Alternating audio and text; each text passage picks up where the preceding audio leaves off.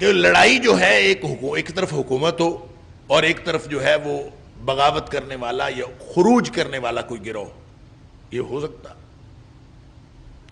اگر ایسا معاملہ ہو تو بھی دونوں مومن ہیں۔ قرآن کہتا ہے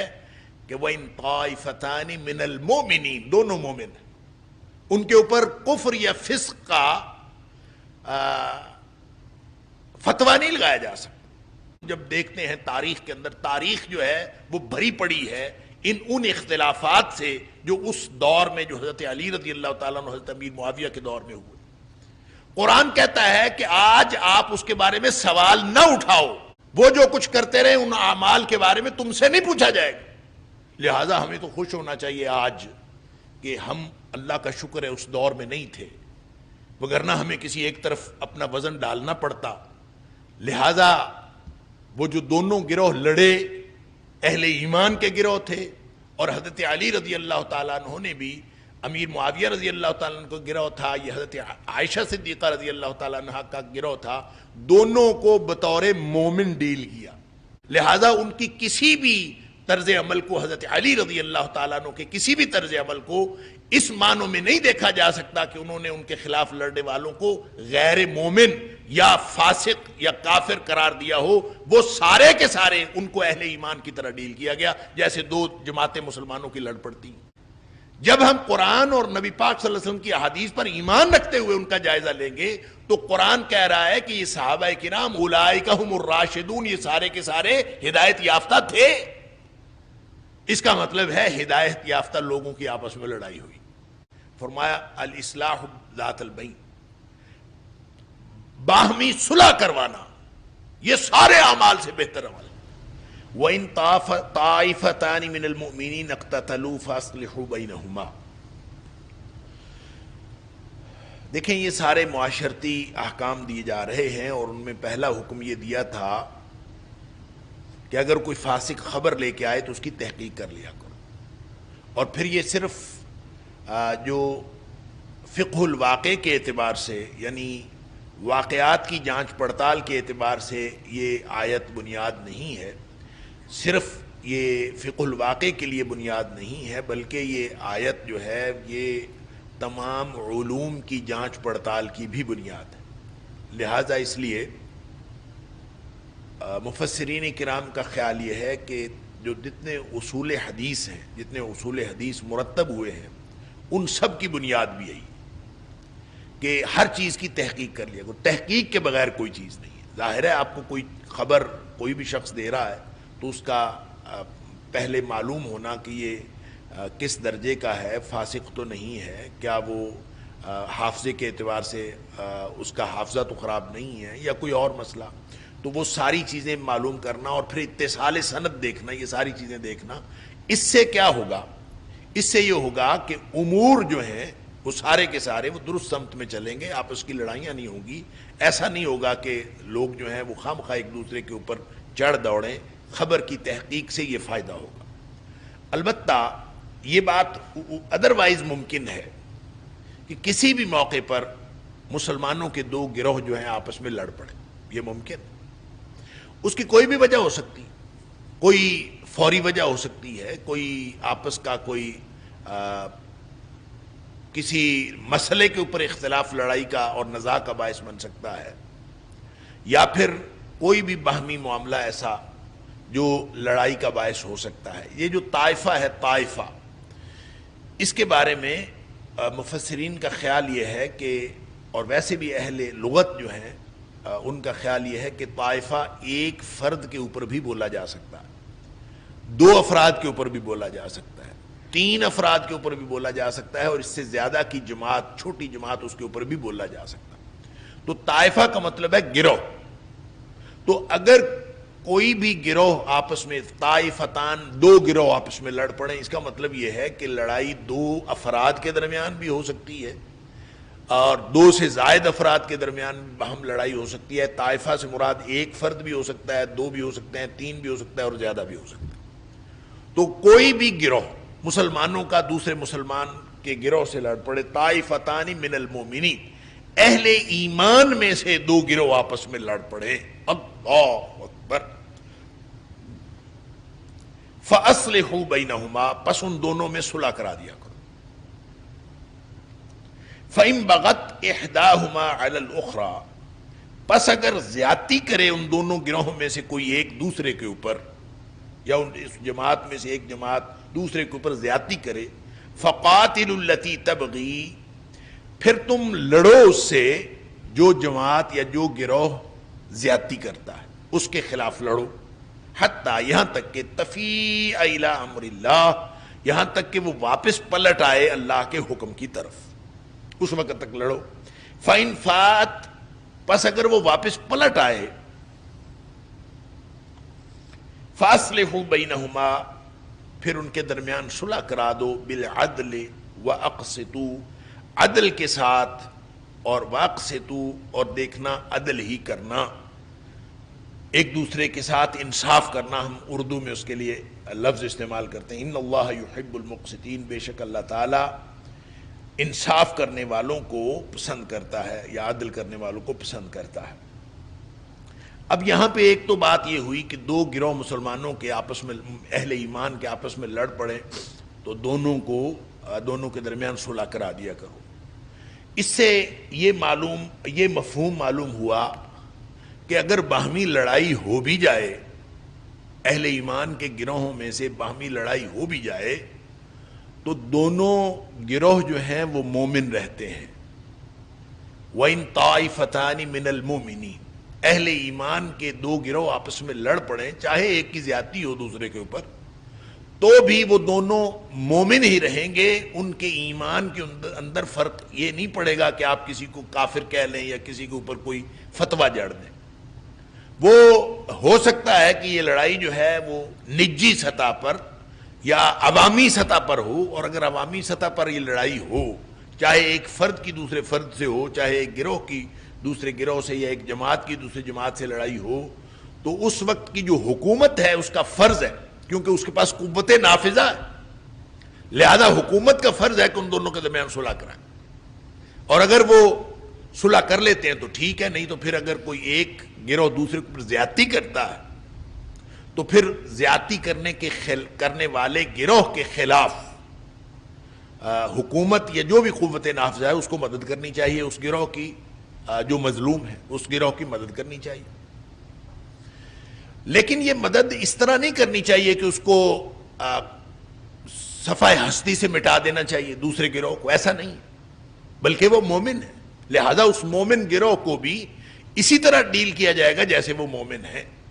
اگر وہ واپس اللہ کے حکم کی طرف پلٹ آئیں، کیا مطلب؟ جب صلح ہوگی تو وہ اللہ کے حکم کے مطابق ہوگی. فاصلحوا بینہما کا مطلب یہ ہے ان کو اللہ کا حکم سناؤ، ان کو نبی پاک صلی اللہ علیہ وسلم کی احادیث سناؤ. اگر وہ اللہ کے حکم، جو بھی ان کا معاملہ ہے اس معاملے میں اگر وہ اللہ کے حکم اور نبی پاک صلی اللہ علیہ وسلم کے حکم کی طرف پلٹ آئیں،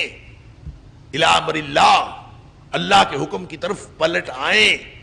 یعنی وہ بات مان لیں جو صحیح ہے، جو حق کی بات ہے وہ مان لیں، تو پھر خواہ ان کے خلاف لڑائی نہیں کرنی، پھر دونوں کے درمیان پھر صلح کروا دیں. یعنی لڑائی ہوئی، آپ نے صلح کی کوشش کی، ایک دوسرے کے اوپر زیادتی کرتا ہے تو زیادتی کرنے والے کے خلاف مظلوم کی مدد کرو، اور اگر وہ جو زیادتی کرنے والا ہے وہ پلٹ آتا ہے تو پھر ان کے ساتھ پھر ان کو اہل ایمان کے گروہ کی طرح ہی ڈیل کرنا ہے، اس کے علاوہ اور کوئی نہیں. یہ بھی ہو سکتا ہے کہ دو بڑے گروہ لڑ پڑے، طاقتور گروہ لڑ پڑے، اور یہ بھی ہو سکتا ہے کہ یہ جو لڑنے والا گروہ ہے، ایک گروہ بہت طاقتور گروہ ہو اور دوسری طرف جو طاقتور گروہ ہے وہ حکومت ہو، یہ بھی ممکن ہے، ان کی لڑائی ہو جائے. اللہ اکبر. اور جب ایسا ہو جائے کہ ایک گروہ دوسرے سے لڑ رہا ہے، یہ لڑائیاں عوام خود دیکھ رہے ہوں، اللہ، تو پھر وہ کیا کریں؟ اب ان کو بھی یہی کرنا چاہیے، فاصلحوا بینہما، ان دونوں کے درمیان صلح کرانی چاہیے. لیکن اگر عوام الناس کی طاقت ہی نہیں ہے، گروہ دو بڑے ہیں، دو حکومتیں ہیں، وہ آپس میں لڑ پڑی ہیں، عوام صلح نہیں کروا سکتے، یا عوام کے پاس یہ طاقت نہیں ہے، عوام کی اپروچ ہی نہیں ہے، تو پھر عوام کیا کرے؟ عوام کو کم از کم یہ کرنا چاہیے کہ وہ پھر کسی کا ساتھ نہ دیں، کہ وہ خاموش ہو کے بیٹھ جائیں، وہ کسی کا ساتھ نہ دیں، تاکہ وہ دونوں گروہ جو ہیں وہ آپس میں کسی صلح پر آمادہ ہو جائیں اور جب صلح ہو جائے تو جو بھی عدل اور قسط کے جو بھی تقاضے ہیں ان تقاضوں کے اوپر ان کی صلح ہونی چاہیے اور اس صلح کے بعد عوام کو اس کا ساتھ دینا چاہیے۔ اب یہ بھی ہو سکتا ہے کہ لڑائی جو ہے ایک طرف حکومت ہو اور ایک طرف جو ہے وہ بغاوت کرنے والا یا خروج کرنے والا کوئی گروہ، یہ ہو سکتا۔ اگر ایسا معاملہ ہو تو بھی دونوں مومن ہیں۔ قرآن کہتا ہے کہ وَإِن طَائِفَتَانِ مِنَ الْمُؤْمِنِينَ، دونوں مومن ہیں، ان کے اوپر کفر یا فسق کا فتویٰ نہیں لگایا جا سکتا۔ اب یہ جیسے حضرت علی رضی اللہ تعالیٰ عنہ کے دور میں لڑائیاں ہوئیں، ایک طرف حضرت امیر معاویہ رضی اللہ تعالیٰ عنہ تھے، لڑائی ہوئی، جنگ صفین ہوئی، پھر جنگ جمل ہوئی، ایک طرف حضرت عائشہ صدیقہ رضی اللہ تعالیٰ عنہ تھیں، دوسری طرف حضرت علی رضی اللہ تعالیٰ عنہ تھے۔ یہ بہت بڑے گروہ تھے، عوام الناس کچھ نہیں کر سکتے تھے، عوام الناس نہ اس کا ساتھ دے سکتے ہیں نہ اس کا ساتھ، یا تو دونوں میں سے کسی کا ساتھ دیں یا پھر چپ کر کے بیٹھ جائیں، کیا کریں؟ ان کے پاس کوئی، عوام کے پاس نہ اس وقت کوئی اختیار تھا نہ آج کوئی اختیار ہے، لہذا وہ کیا کرے؟ اس موقع پر یہ سمجھنا، اب دیکھیں اگر تو حکومت دیکھیں تو حکومت تو حضرت علی رضی اللہ تعالیٰ عنہ کی تھی۔ جب حکومت حضرت علی رضی اللہ تعالیٰ عنہ کی تھی تو حضرت امیر معاویہ رضی اللہ تعالیٰ عنہ کو چاہیے تھا کہ حضرت علی رضی اللہ تعالیٰ عنہ کی حکومت کو تسلیم کر لیتے، کیونکہ جو بھی حکومت ہو، جو بھی مسلمانوں کا خلیفہ ہو، اس کے خلاف کسی بھی طرح کا خروج یا بغاوت نہیں کی جا سکتی۔ جبکہ ہم جب دیکھتے ہیں تاریخ کے اندر، تاریخ جو ہے وہ بھری پڑی ہے ان اختلافات سے جو اس دور میں جو حضرت علی رضی اللہ تعالیٰ عنہ حضرت امیر معاویہ کے دور میں ہوئے۔ قرآن کہتا ہے کہ آج آپ اس کے بارے میں سوال نہ اٹھاؤ۔ قرآن کہتا ہے کہ تلک امۃ قد خلت لہا ما کسبت ولکم ما کسبتم ولا تسالون عما کانوا یعملون، وہ جو کچھ کرتے رہے ان اعمال کے بارے میں تم سے نہیں پوچھا جائے گا۔ لہٰذا ہمیں تو خوش ہونا چاہیے آج کہ ہم، اللہ کا شکر ہے، اس دور میں نہیں تھے، وگرنہ ہمیں کسی ایک طرف اپنا وزن ڈالنا پڑتا۔ لہٰذا وہ جو دونوں گروہ لڑے، اہل ایمان کے گروہ تھے، اور حضرت علی رضی اللہ تعالیٰ عنہ نے بھی، امیر معاویہ رضی اللہ تعالیٰ عنہ کا گروہ تھا، یہ حضرت عائشہ صدیقہ رضی اللہ تعالیٰ عنہ کا گروہ تھا، دونوں کو بطور مومن ڈیل کیا۔ نہ تو کسی زخمی کو قتل کیا گیا، نہ کسی کو قید کیا گیا، نہ کسی قیدی کو، نہ کسی کا مال غنیمت جو ہے وہ ہتھیایا گیا، کسی کے مال کو مال غنیمت نہیں سمجھا گیا۔ لہٰذا ان کی کسی بھی طرز عمل کو، حضرت علی رضی اللہ تعالیٰ عنہ کے کسی بھی طرز عمل کو اس معنوں میں نہیں دیکھا جا سکتا کہ انہوں نے ان کے خلاف لڑنے والوں کو غیر مومن یا فاسق یا کافر قرار دیا ہو۔ وہ سارے کے سارے ان کو اہل ایمان کی طرح ڈیل کیا گیا، جیسے دو جماعتیں مسلمانوں کی لڑ پڑتی ہیں۔ جیسے قرآن نے کہا وَإِن طَائِفَتَانِ مِنَ الْمُؤْمِنِينَ الَّذِينَ اقْتَتَلُوا، اگر اہل ایمان کی دو جماعتیں آپس میں لڑ پڑے تو طریقہ یہی ہے کہ دونوں کو اللہ کے حکم کی طرف لے اور ان کی صلح کروا دیں،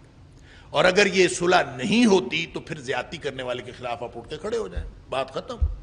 اور پھر اگر وہ اللہ کے حکم کی طرف پلٹ آتے ہیں تو پھر ان کے ساتھ یہ ایسا معاملہ کرنا چاہیے۔ لہٰذا ہماری جو تاریخ کی لڑائیاں ہیں، ان لڑائیوں کی کیا وجوہات ہوئیں، کیا اسباب ہوئے، کیا نتائج نکلے، ہمیں اس ساری چیزوں کا جائزہ تو لینا چاہیے، لیکن قرآن اور نبی کریم صلی اللہ علیہ وسلم کی احادیث پر ایمان رکھتے ہوئے، جب ہم قرآن اور نبی پاک صلی اللہ علیہ وسلم کی احادیث پر ایمان رکھتے ہوئے ان کا جائزہ لیں گے تو قرآن کہہ رہا ہے کہ یہ صحابہ کرام اولئک ھم الراشدون، یہ سارے کے سارے ہدایت یافتہ تھے۔ اس کا مطلب ہے ہدایت یافتہ لوگوں کی آپس میں لڑائی ہوئی، اس کا مطلب ہے اہل ایمان کی آپس میں لڑائی ہوئی، لہٰذا ان میں سے کسی کے اوپر آپ کوئی فتویٰ نہیں لگا سکتے۔ اب رہ گئی یہ بات کہ نبی پاک صلی اللہ علیہ وسلم کا فرمان ہے کہ سباب المسلم فسوق وقتالہ کفر، مومن کو، مسلمان کو گالی دینا گناہ ہے اور اس کا قتل کرنا یا اس کے خلاف لڑنا یہ کفر۔ اب نبی پاک صلی اللہ علیہ وسلم کفر، بخاری کی حدیث۔ اسی طرح نبی کریم صلی اللہ علیہ وسلم نے فرمایا کہ تم میرے بعد کافر نہ ہو جانا. اللہ اکبر. تم میرے بعد کافر نہ ہو جانا. یضرب بعضکم رقاب بعض, کہ تم کہیں ایسا نہ ہو کہ ایک دوسرے کی گردنیں مارتے پھرو. یعنی جب تم ایک دوسرے کے خلاف لڑو گے تو یہ اس حدیث کے مطابق یہ تو کفر ہے, وقتالہ کفر. تو پھر یہ کون سا کفر ہے جس کے باوجود قرآن کہتا ہے کہ اہل ایمان کی دو جماعتیں لڑ پڑے تو دونوں مومن ہی ہوتی ہیں, وہ کافر نہیں ہوتی. تو پھر وہ کون سا کفر ہے جس کو نبی پاک صلی اللہ علیہ وسلم فرما رہے ہیں؟ تو وہ کفر جس کو کہتے ہیں کفر دون الکفر, کہ کفر کے علاوہ ایک کفر ہے. کیا مطلب؟ کہ وہ کفر ایسا نہیں ہوتا کہ جو اخراج عن الملہ کا باعث ہو, جس کی وجہ سے وہ ملت سے خارج ہو جائیں. آپ یہ کہہ سکتے ہیں کہ اس سے ایک کفری عمل کا ارتکاب ہوا, آپ یہ کہہ سکتے ہیں کہ اس سے ایک ایسے عمل کا ارتکاب ہوا جو ایک کفری عمل تھا, آپ یہ کہہ سکتے ہیں کہ اس سے ایک فسق کا ارتکاب ہوا جس کی وجہ سے اس کے ایمان کے اندر نقص ہو سکتا ہے. آپ یہ کہہ سکتے ہیں کہ اس کے ایمان کے اندر نقص ہے, اور ایمان جیسا کہ امام بخاری علیہ الرحمہ نے باب باندھا ہے کہ الایمان یزید و ینقص, ایمان گھٹتا اور بڑھتا رہتا ہے. لہٰذا کسی بھی شخص پر یا کسی بھی گروہ پر جو اہل ایمان کے کسی دوسرے گروہ پر زیادتی کرتے ہوئے لڑتا ہے تو آپ یہ کہہ سکتے ہیں کہ ان کے ایمان کے اندر نقص آیا. لیکن اگر وہ واپس پلٹ آئے,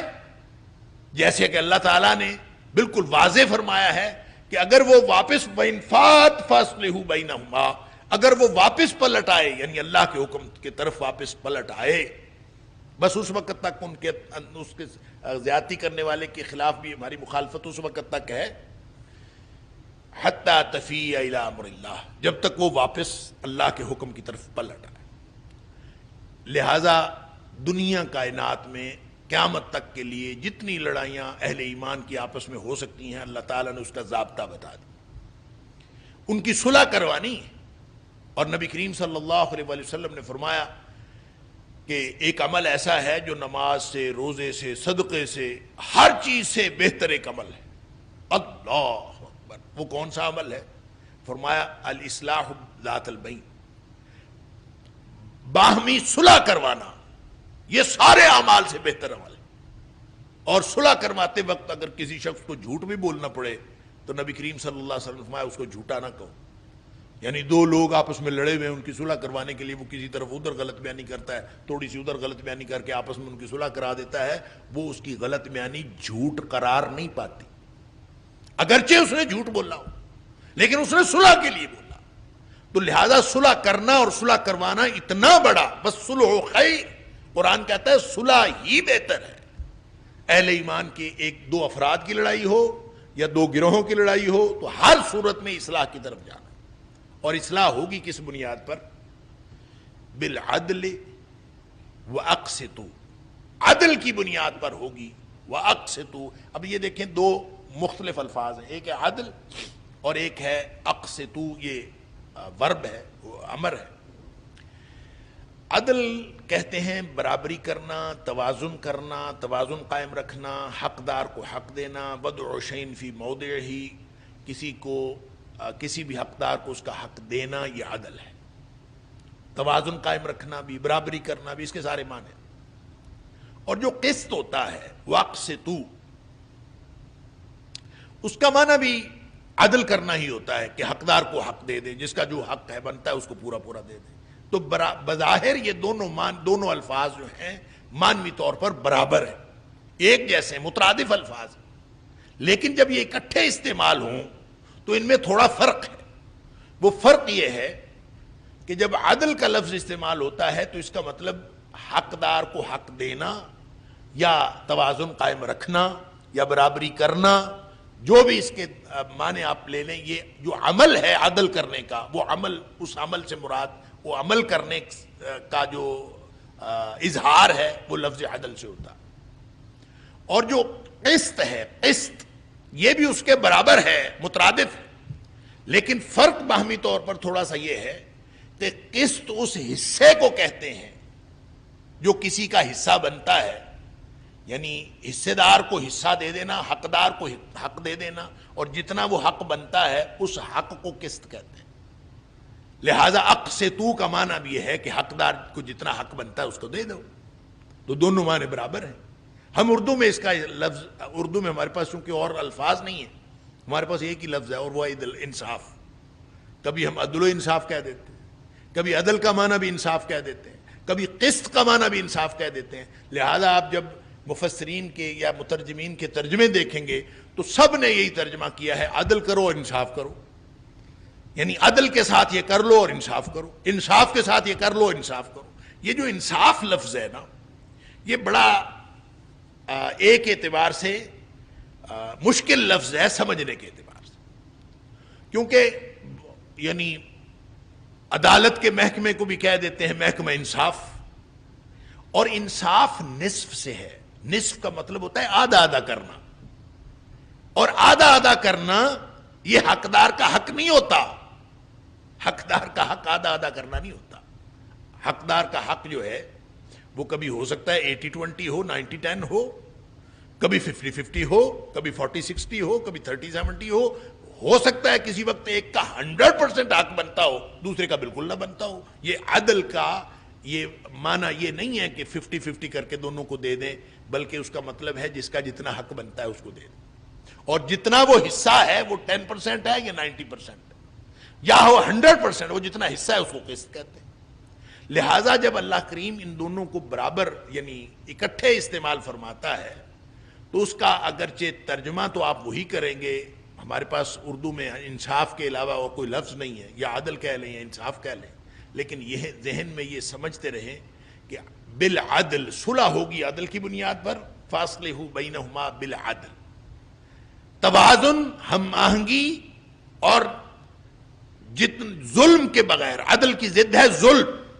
تو ظلم کے بغیر عدل کی بنیاد پر صلح ہونی چاہیے، جس کا جتنا حق بنتا ہے اس کی بنیاد پر صلح ہونی۔ ایسا نہیں ہے کہ آپ کسی کے اوپر زیادتی کرتے ہوئے زیادتی کو ٹھپ دیں اور کہیں بس بس صلح کر لو اور رہنے دو جی، رہنے دو، صلح کرو، نہیں، جس کا جتنا حق بنتا ہے اس کو دلواؤ۔ پھر فرمایا کہ وَأَقْسِطُوا، دیکھو صلح کرواتے وقت ایسا نہ ہو کہ کسی کا حق مارا جائے، یہ تاکید ہے مزید اس کی کہ وَأَقْسِطُوا، جس کا جتنا حصہ حق بنتا ہے، وہ چاہے میٹیریل کوئی چیز ہے، چاہے وہ مادی کوئی چیز ہے، اور چاہے وہ کوئی فوقیت کی بات ہے، وہ نظریے کی بات ہے، وہ فضیلت کی بات ہے، وہ کسی بھی طرح کی کوئی بات ہے، کسی کا حق نہیں مارا جانا چاہیے۔ جس کا جتنا حق بنتا ہے اس کو دے دیا، اس کو دے کے صلح ہوگی۔ وَأَقْسِطُوا، اس کا یہ معنی۔ لہذا لڑائیاں تاریخ کی ہوں، یا لڑائیاں عصر حاضر کی ہوں، یا لڑائیاں مستقبل کی ہوں، قرآن نے اصول دے دیا ہے کہ جب وہ دو لوگ آپس میں لڑ رہے ہوں تو جو ان میں کوئی کافر نہیں ہوتا، وہ دونوں اہل ایمان ہوتے ہیں، اور جب وہ واپس آ جاتے ہیں تو پھر تو یعنی صلح کرانے کی کوشش آپ نے ابتدا میں بھی کرنی اور لڑائی کے بعد بھی کرنی۔ شروع میں کوشش کرنی کہ لڑائی نہ ہو، لیکن ہو سکتا ہے کہ کوئی ایسا ہی باغی گروہ ہو کہ جو اسلحے کی بنیاد پر وہ آپ کے خلاف اٹھ کے کھڑا ہو جائے، تو جو زیادتی کر رہا ہے اس کے خلاف آپ نے لڑنا، اور زیادتی کا فیصلہ کیسے ہوگا؟ ان حقوق کی بنیاد پر ہوگا جن حقوق کی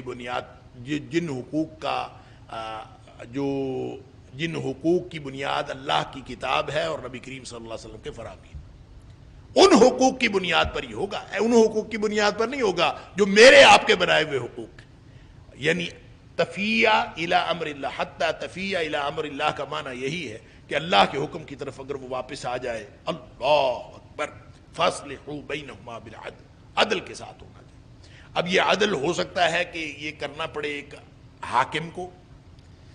یہ عدل ہو سکتا ہے کہ کرنا پڑے کسی خاندان کے سربراہ کو، جو بھی قوت نافذہ ہوگی اس کو عدل کرنا پڑے گا، جو بھی صلح کروائے گا اس کو عدل کرنا پڑے گا۔ اور اگر وہ حاکم ہے نا، اللہ، کسی بھی جگہ کی قوت نافذہ ہے، اور خاص طور پر اگر وہ مملکت کا حاکم ہے، کسی ملک کا حاکم ہے، تو آپ کو معلوم ہے کہ نبی اکرم صلی اللہ علیہ وسلم نے فرمایا، یعنی اس کا مطلب ہے کہ عدل کرنا ہے بڑا مشکل کام، اس لیے نبی کریم صلی اللہ علیہ وسلم نے فرمایا کہ قیامت والے دن جن 7 لوگوں کو اللہ کے عرش کا سایہ نصیب ہوگا قیامت والے دن، جس دن اس کے علاوہ کوئی اور سایہ نہیں ہوگا، اللہ اکبر، یظلہم اللہ فی ظلہ، اللہ تعالیٰ اپنی خاص جناب سے سایہ عطا فرمائے گا، سبحان اللہ، جس دن کوئی اور سایہ نہیں ہوگا۔ ان 7 لوگوں میں ایک شخص جو ہے امام عادل، وہ امام ہے، وہ حاکم ہے جو عدل کرتا ہے، سبحان اللہ۔ وَأَقْسِطُوا، اور حصے دار کو حصہ دے دیا کرو، جس کا حقدار کو حق دے دیا کرو۔ اس کے بارے میں ایک حدیث سن لیجئے، نبی پاک صلی اللہ علیہ وسلم نے فرمایا ان المقسطین عند اللہ علی منابر من نور، اللہ، حقدار کو حق دینے والے جو لوگ ہیں، چاہے وہ ائمہ ہوں اور چاہے وہ عوام الناس ہوں، جس نے حقدار کو حق دیا وہ قیامت والے دن نور کے ممبروں پر ہوں گے، سبحان اللہ، عن یمین الرحمن، رحمان کی دائیں جانب وہ بیٹھے ہوں گے، اور فرمایا وکلتا یدیہ یمین، اللہ کے تو دونوں ہاتھ دائیں ہیں، اللہ کا تو بایاں ہاتھ ہے ہی کوئی نہیں، تو اللہ کے گویا ارد گرد وہ بیٹھے ہوں گے، الذین یعدلون فی حکمہم، وہ لوگ جو حقداروں کو حق دیتے ہیں اپنے فیصلوں میں، وَأَهْلِيهِمْ وَمَا وَلُّوا، اور اپنے اہل خانہ کے اندر بھی عدل کرتے ہیں، حقدار کو حق دیتے ہیں، اور جو بھی ان کے غلام اور لونڈی، جو بھی ان کے ماتحت لوگ ہوتے ہیں، ان کو بھی وہ حقدار کو حق دیتے ہیں۔ جو لوگ ان کے اندر عدل کا اور عدل کے ساتھ فیصلے کرتے ہیں، یہ سارے لوگ قیامت والے دن نور کے ممبروں پر ہوں گے۔